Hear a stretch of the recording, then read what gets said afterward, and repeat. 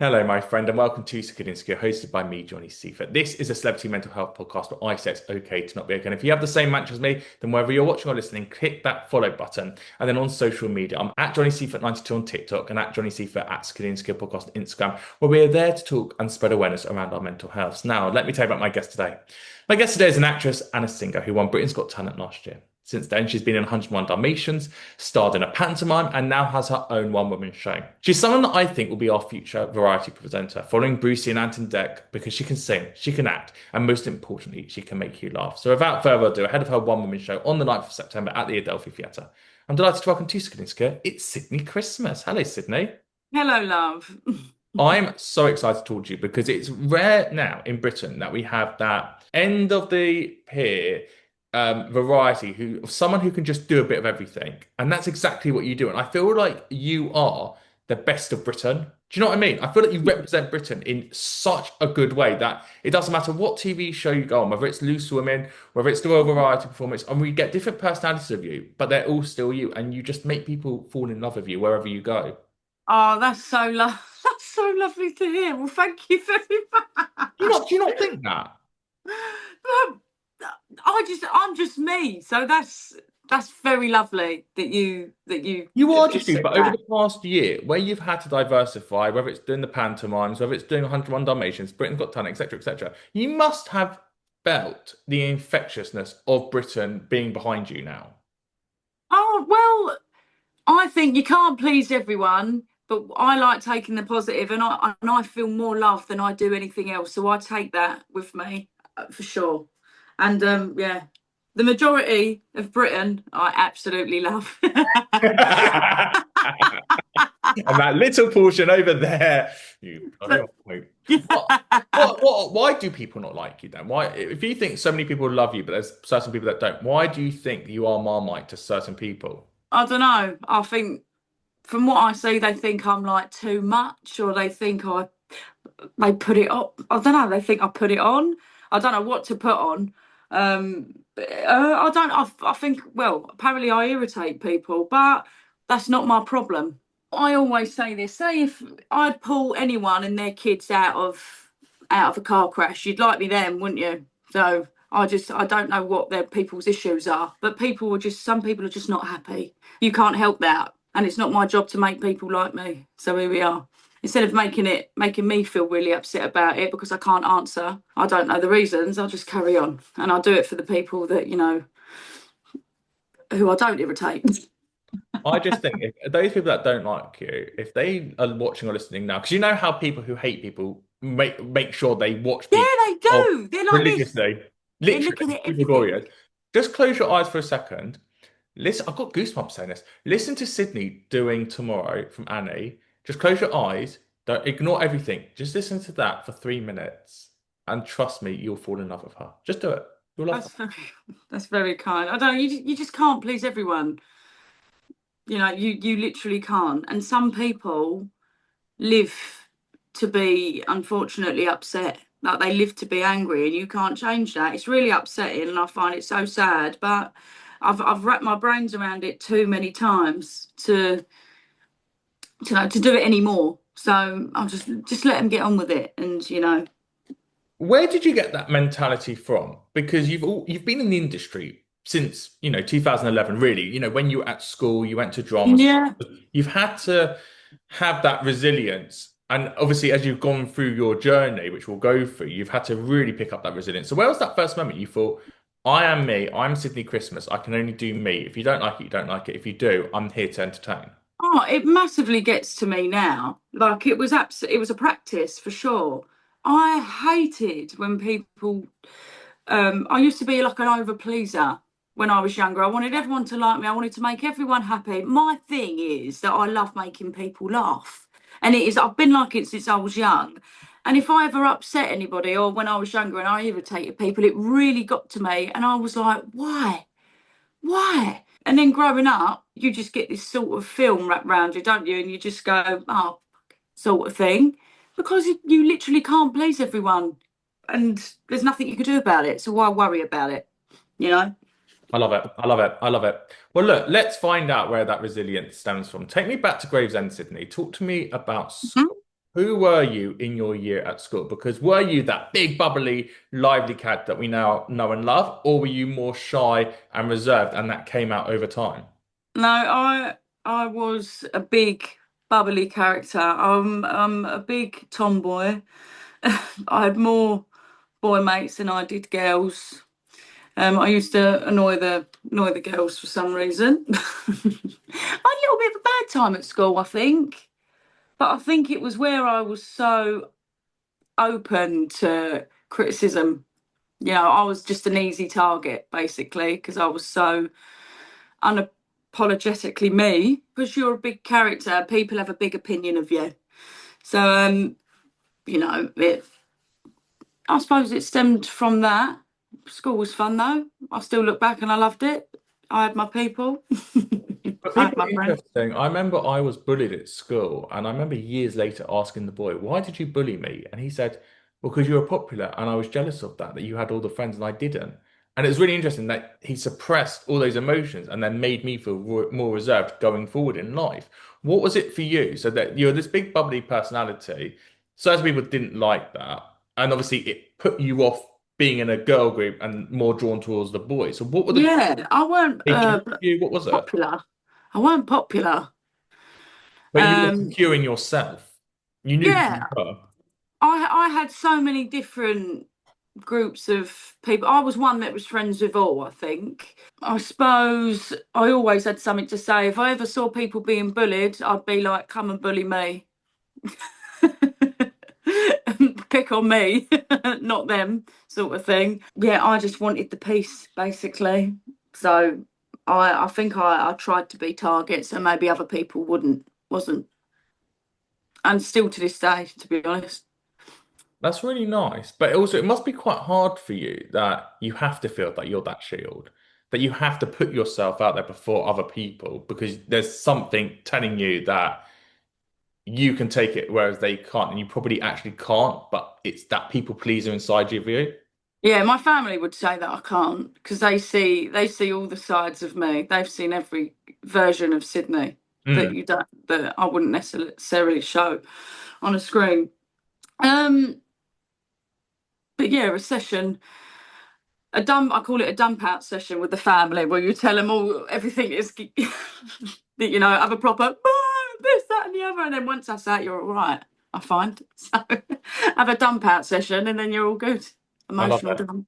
Some people journal and keep it private to a book. You go and tell your whole family what's going on. No, yeah, they do everything, even things they don't want to know. They go, Christ. Okay, Sid. You then in 2011 went to the D&B Academy of Arts, where this is where you really became a triple threat. You could act, you could sing, you can dance. What was your experience there? What were the lessons you took from there?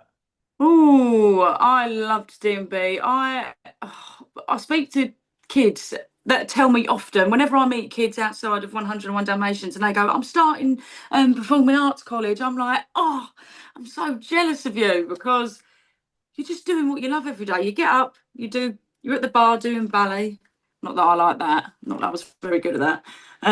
And then you would go into a singing class, and you do modern, and then you do a tap class, and then you do, I don't know, audition technique, and then you do acting. It was just brilliant. I loved it. It was fantastic. And it really taught me everything about this life, basically, because the better you are at everything, the slightly easier it might be. Slightly easier. I say that very slightly.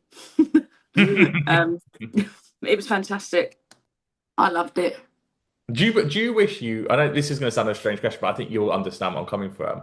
Do you wish you were still there now? Because sometimes it's nicer to do the building blocks and to not necessarily make the mistakes, but it's the building things which are actually more fun, the performing side, because you get to just bring out different personalities or just, I don't know. Sometimes I just think I love building the podcast because I've got about 6 podcasts. But then when I'm making them, I actually love the building side more. Mm. Do you know what? I still get that feeling when I'm in a show. So that's the rehearsal process for Yeah. me. So I'm going to say no. I'm happy with what I'm doing now. So I'm literally just come off of a meeting before this, and we're sort of putting my show together now. I've done this, and then that's sort of my building block for the next thing. I still get that little bit of fire, On the 9th of September basically. at the Adelphi Theatre. Yes. Yes. Okay. Plug number three in. We'll plug it more going forward. So a lot of people have been through D&B, Jacqueline Josser, Zach Morris, Ellie Dad, who obviously all in EastEnders. You've got a nice little Cockney twang to you. Obviously, question, have you auditioned for EastEnders before? Um, while I was at D&B, they sometimes used to come in and do little workshops, which is where the likes of Jack would, I think, got seen basically. So they would come in, they would do these workshops, and then they would see someone that they like, and then they would take them into casting, basically. I think that's how Jacqueline Josser got into EastEnders. That's how the process started for her. But yeah, there's loads of kids from D&B that have gone into EastEnders. So, Loads and loads and loads. But I've never had a proper casting for EastEnders, no. I've only ever done a workshop in front of their producer, I think. this is what's interesting is you've obviously gone down the path of musicals and you've set yourself as the big new West End star, which I love and I think it's perfect for you. But obviously you could be the Jacqueline Jossers and go down the route and the Ellie Dads of Don't think straight soap. I've never been given the opportunity, unfortunately, which is really sad. I think I've I was people would say to me, which wasn't necessarily right. If you get given an opportunity, that's when you can thrive and you can learn from it. But I wasn't given these opportunities. I was stopped to do TV auditions because someone went, "You're too theatre. You need to tone it down." When that weren't true. That was one person's opinion, but that stopped me from going into TV castings, which was really sad. Hopefully now I can go into a bit more TV castings and open that door for myself if I'm able. But hopefully I'd love to do more TV. I would absolutely love it because there's the only thing that I knew was musical theatre because I wasn't able to look at anything else. So after BGT, learning all these other different sides of the industry that I've now fallen completely in love with because anything in this industry is where my heart is basically. Yeah, I would like to try my hand at a bit more, basically. I feel that emotion in your voice, but I also see you as this massive fish in a small pond of West End stars that you can kind of turn your hand to anything in the West End, same as Amber Davis has done, and she's smashing it in Great Gatsby. I Oh, she smashed it, isn't she? mean, her She's doing money in Great Gatsby is incredible. It's so oh, I not as still good as need to she's doing go. tomorrow, I've got a but couple still. of my friends in it, and I really, really need to go. I need to go and see Rach. Rachel Tucker's in it. Who's brilliant as Oh, well. But you're so good at the theatre side and you've built so much up that would you not find it harder now jumping into TV and almost re-unlearning everything that you've learned and then having to start again? Whereas now, hopefully, after 101 Dalmatians finishes in a couple of weeks' time, you can then get to the next audition and then you can do the next West End show and then the next West End show and then, have your place in the West End rather than auditioning with five other girls. I'm out auditioning with 100 other girls to get into one TV position. it's all practice. I would happily, every so often, or if I can, do a TV audition knowing that I'm not going to get it just for the practice of doing it. Does that make That goes sense? back to the building and doing those little building things. The building Yes. before it's actually the thing. Yeah, yeah, I completely get it. How auditioning is an art, and how are you ever going to get good at it if you don't practice? Getting a script and having to go into a casting 2 days later with being off book, that is practice. That's muscle memory, trying to script analysis, trying to understand a scene, trying getting it in your body and then portraying it in the right way possible, the most natural way. Um, going into a casting in front of a camera is something that I'm not necessarily used to, but the only way I'll get good at it is if I go for them, you know. But has that changed? Because I did a TikTok live yesterday and I did it for about 2 hours. And I thought, this is my training run. Actually, if I had a radio show overnight from 1 a.m. to 3 a.m. in the middle of the night and you get a couple of comments and you're having to think what's around me. So I've got a book here with quotes and these are like mental health quotes I can go to and what's around me. Same for you of TikTok now. Rather than doing the self-tapes and auditions, is all those characterizations on TikTok and just pumping out videos as content. And that's your portfolio rather than the portfolio of showreels? It's I'm so bad at social media. So bad. And I feel like in this day and age you should be so good at it and you have to do it. But it takes up so much of you like of life and mental space. Like it's something that I really need to improve in big time. Is the social media stuff, especially TikTok, because that's where it's at, apparently. It seems like you're a pro, so you're gonna have to teach I me. know nothing. All I hear is cat cut, cat cut. But then I was talking to Hannah Lowther on here a couple of weeks ago on Oh, she's pro, isn't she? She knows it all. exactly. But she's gone down that route and obviously built her West End credentials up. You've gone down the Britain's Got Talent route and built your like you're not different people just because your numbers are different. It's because we've all fallen in love with both of your personalities. And that's why I think with social media is that your personality carries more than what your social media number is. You don't need to have a big following because Sydney Christmas is going to sell out your pantomime if you now have her. It's crazy that that's the way that. Oh, that makes me go mental. That the more followers you have, the more likely you're going to get booked because people think you're going to put bums on seats. It's crazy. Like, well, it's business basically, isn't it? It's the way that the world is now. Are you 30 yet? Are you turning 30? Yes, I've You're 30, yeah. so far.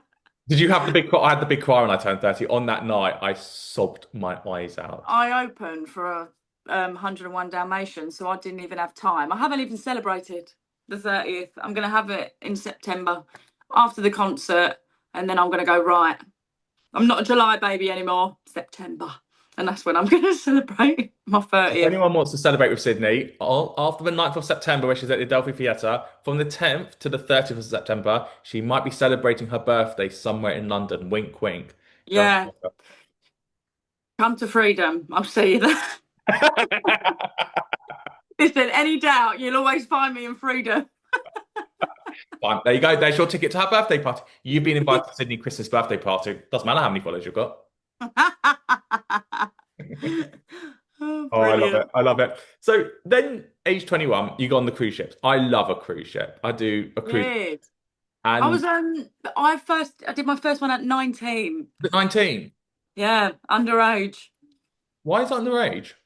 You got to be 21 to drink Oh, on yeah. a American ship. So I was a proper baby. You had the acting school, obviously. You'd come out of that. You then go onto a cruise ship, which, we've all watched Below Deck, hopefully now. We now know what that's like. So I'm going to use that to compare it to, as well as obviously I'm a serial cruiser. And those shows are literally West End quality. They're so, so, so good. Yeah, But they're fantastic. They when just you're get looked at 19, as in the middle of the ocean, in the middle of nowhere, where you're having to make new friends and everything, how did you adapt that? Or for you, was it like, this is a business now? I'm used to doing it at D&B. I was kind of trained to that level of how I'm going to have to socialize and pick myself up again. And this is part of the process. I remember getting the call and it was like, right, so you have been offered girl one singer on the cruise ship. And I was like, what? I thought it was a prank call, to be honest. And they was like, we need you in 2 weeks to go to Miami. I was 19. I said to my mum, I got this call. She was like, what? Okay. Literally got all the stuff that I needed, the medical, the visas and stuff. I was then on a plane to Miami. I was mortified. My mum was crying her eyes out. My dad was very worried, and they was like, "We've put our daughter on this plane to go to America, and we don't even know where she's going." Like I did I actually spoke about it to my dad not long ago, and he was like, "I don't think I've ever been more scared." Looking back, I thought to myself, "What have I done? I've just put her on this plane, and I don't know who's going to get her at the other end." I was like, "Why did you let me go?" And they was like, "We don't know." Then you probably went to the Fort Lauderdale port, Yes, we did. port near Went to Miami, Fort yeah. Lauderdale, And that's got a picked up. if you've never been to Fort Lauderdale port, if you've never been on a cruise, it's the most strange experience. You kind of go down this weird road, you take a left, and then you're in this like 100 warehouses of 100 people running around with big trolleys of cases, and it's the weirdest experience. And then for you turning up at 19 years old alone, and you're like, I'm 19, but inside I kind of feel about 13, 14. What am I doing here? I'm Yeah, of course. When I now. look back at myself, being that young, and I was a young 19, I was like, oh, you brave girl. I remember we went to like a NYU. is it NYU? Like the what's the universities, the American universities? Oh, Anyway, it's called Bay Vista, this place that we were staying, and it was like a uni. All of a sudden, I was in America and I was in an American uni, and I just sat on this little bed and I was like, just cried my eyes out, and I was like, I don't know what I'm doing or where I am. And I remember these two guys coming up to me and being like, "Hi, are you Sydnie?" And I was like, "Yeah." I was like, "We're in your cast. We've been waiting for you." And then they're my best friends to this very day. But like, I was there just crying my eyes out, and they just come and got me. And that was it. That was the last thing I remember. and then what about when you got on the ship? Because the ships are so big, you know, you did the Iconic of the Seas, and to get your head around, I know it takes a couple of weeks, and then you know, it feels really, really small, but to get your head around the cruise on above deck and then below deck, how did you find that experience of navigating where home feels like in your cabin and on the ship? It was bizarre. It was really bizarre. I talk about this in my tour. Oh, There sorry, was I'm five of ruining us. you. No, that's fine. There's there was five of us, and you just find your little family basically, and then it turns into home. So there was five of us. They called us the Fab Five, and we were like siblings. It was amazing, and they, after 7 months being with them every single day, every night, like we used to all stay in the same bed. We were all the same age, and we were just going on this mental journey together, and it was just amazing. And I remember the day that I left them, and it was just, oh, I was crying for a month. I felt like I was like mourning them. It was so sad. So you do find your family, and weirdly enough, this massive ship turns into a home. I love that. I love that. Then you do Britain's Got Talent. Then you do the pantomime in the tent. It was supposed to be at the Orchard Theatre, but we don't, you know. Okay. So I had a tour at the start of this year. Then I went to America and had shows out in New York, which was amazing. So I've been really lucky that things have, since BGT, I've had work, which is just amazing. That's all I ever wanted. I just wanted work. So This is it. And then it's you do great. 101 Dalmatians with Jeff Brazier and Aston Merrygold, which I imagine, like you, we're both similar age. We grew up watching both of them. Oh That's yeah. really weird to be working with people that you've literally not seen on TV that much, but they've always been present in your lives through the generations. Aston is amazing. He is so funny. It's ridiculous. He's like me, but a bloke. Such a donut. Literally, I love them. I love, love, love them. Jeff is like such a caring big brother every single day. Say if I'm not feeling down with my voice, and if my voice is poorly, it means so much to me. I'm worried. I'm literally like, no, my goodness. He comes in with watermelon. He'll come and give me a cuddle. He's just such a caring geezer. One of the most nicest men I think I've ever met in my life, Jeff. And I'll really miss them both. And then you go, well, I don't need them anymore. I'm my own person. No, September, Delphi Theatre. It's a one-man show, baby. I've said to them, I've warned them that they have to come to my concert or they're getting disowned. And are they? Yes. Oh, amazing. I used to produce Jeff's radio show back in the day. I haven't seen it Oh, in did you? 2018, I think it was. I met Jeff when I was 15. Um, I was at not 15, I'm lying, I was 17. And I was at this event in Chislehurst. And I think Mark Wright was supposed to be presenting it and he couldn't come, so Jeff came.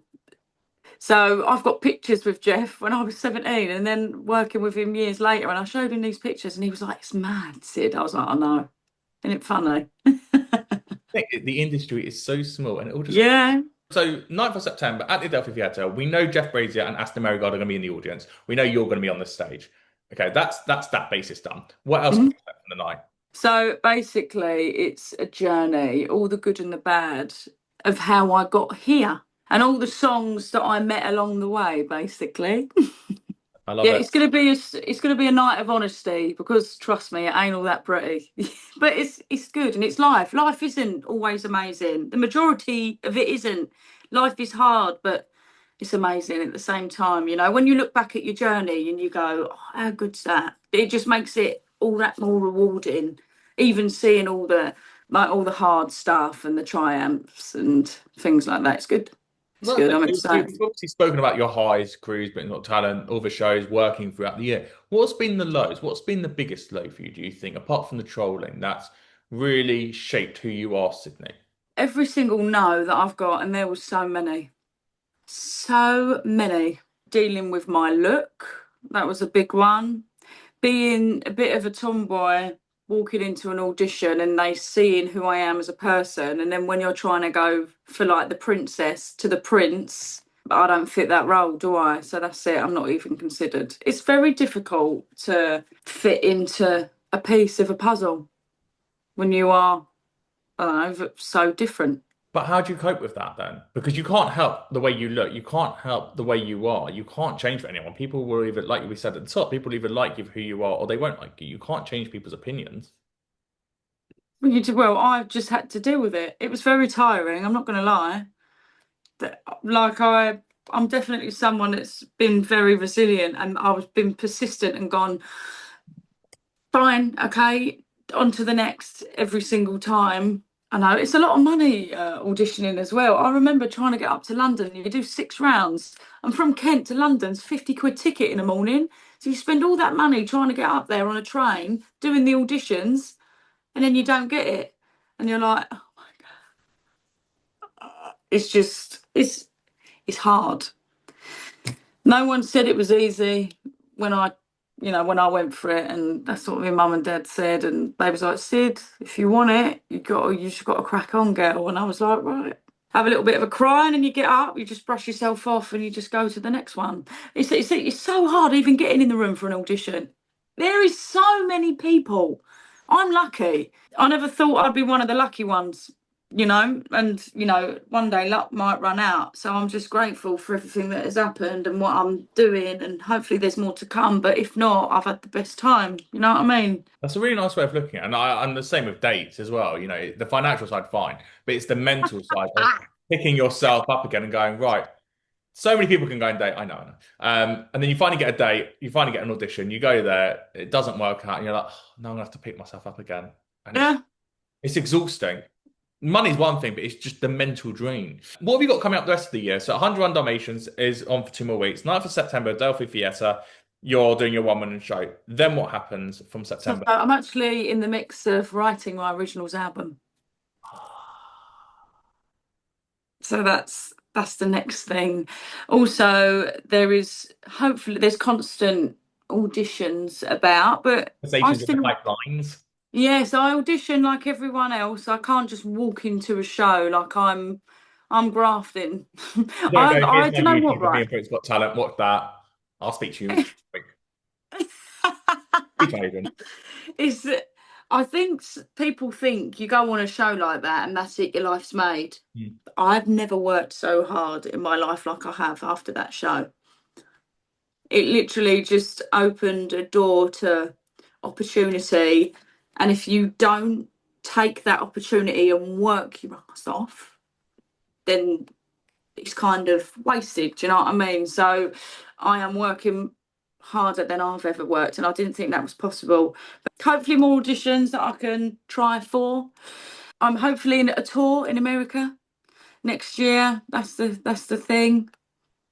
I love it. Well, next year, can you come back on Sydney when you got the album out and we'll go through song by song and what it means to you? Because I could talk to you forever, Sydney. You're so good. Oh, I can't wait to see you 9th of September at the Adelphi Theatre in your one-woman show with Jeff Brazier and Aston Merrygold being in the audience, you being on stage. Ooh, that's it. 101 Dalmatians also continues to the 30th of August. For more information, Ticketmasters, where you can find out more about the one-woman show. 101 Dalmatians online if you can get there before the 30th of August. But that's it for Sydney and Skills this week with me, Jonny Seifert. If you love Britain's Got Talent like I do, there are episodes in the Sydney and Skill Library with Axel Blake, Tom Ball, Richard Jones, and Ben Hart, to name a few. If you want to stay up to date with me and what I'm doing on TikTok, I'm at Jonny Seifert92, on Instagram at Jonny Seifert at Skinny and Skid Podcast. Where can people find you, Sydney?